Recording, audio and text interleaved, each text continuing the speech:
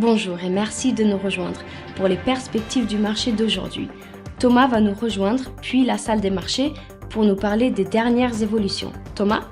La société sud-coréenne d'électronique grand public LG s'est associée à Edera Network pour lancer une place de marché NFT appelée LG Art Lab dans le but de stimuler l'adoption des NFT sur ses téléviseurs intelligents. Les marchés boursiers mondiaux ont chuté, l'Europe étant confrontée à une nouvelle pression sur l'approvisionnement en gaz russe. Les principaux indices boursiers britanniques ont chuté, les investisseurs étant sur le qui-vive avant l'annonce du nouveau Premier ministre du pays. Le cours de l'action Alibaba est resté largement inchangé lors de la dernière session, l'indicateur stochastique indique un mouvement baissier.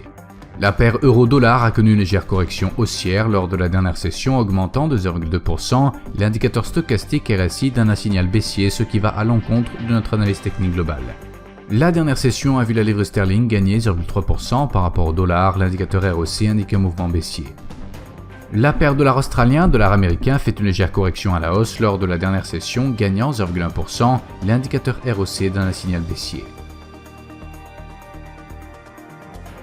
L'indice ISM de l'emploi dans les services aux États-Unis sera publié à 14h GMT, l'indice des prix de la consommation aux Pays-Bas à 4h30 GMT, le PMI ISM des services aux États-Unis à 14h GMT, la décision de la RBA sur les taux d'intérêt en Australie sera publiée à 4h30 GMT, la déclaration de la RBA sur les taux de l'Australie à 4h30 GMT, la balance commerciale de la Finlande à 6h GMT.